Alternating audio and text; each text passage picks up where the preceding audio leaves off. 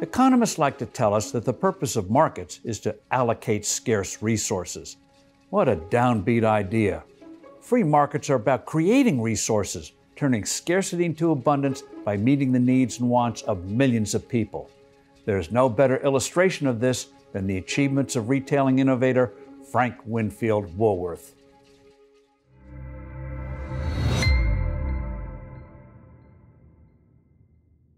Without Frank W. Woolworth, there'd be no Walmart, no Costco, not even Amazon.com. He brought the joy of exciting and affordable shopping to everyday people. Woolworth was born in Rodman, New York in 1852. His parents were poor farmers. As a young boy, Frank and his brother went to town to buy a birthday present for their mother. As they rifled through their coins for a scarf they saw in the window, a callous shopkeeper sneered, "Come back when you have money for a proper gift." The wounded boys left empty-handed.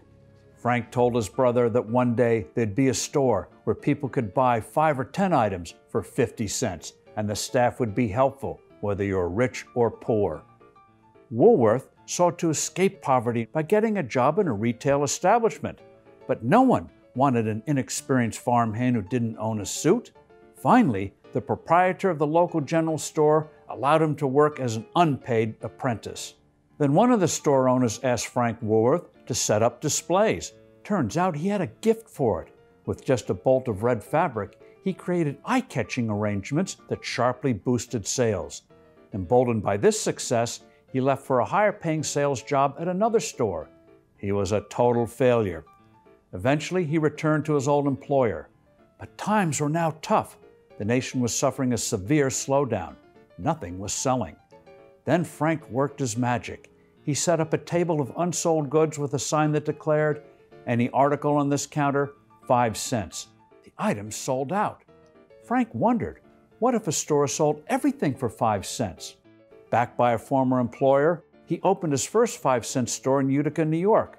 That store didn't work out, but like a true entrepreneur, Woolworth persisted and opened another in Lancaster, Pennsylvania. This one worked well. Woolworth soon expanded the concept to 5 and dime stores. By 1911, his F.W. Woolworth Company was incorporated with nearly 600 stores. Woolworth's was a shopping center under one roof. Each store was a wonderland. A typical Woolworth store sold not only candy, toys, and numerous household items, but parakeets, goldfish, turtles, everything at very affordable prices. Frank eventually expanded his chain to Britain and other countries. Woolworth could charge customers less because he bought massive quantities of goods from suppliers. Frank Woolworth died suddenly of a tooth infection several days before his 67th birthday. The discount giant he created dominated retailing for decades afterwards. But in the latter part of the 20th century, the chain withered. The last American Woolworth store closed in 1997, though some still survive overseas. I'm Steve Forbes.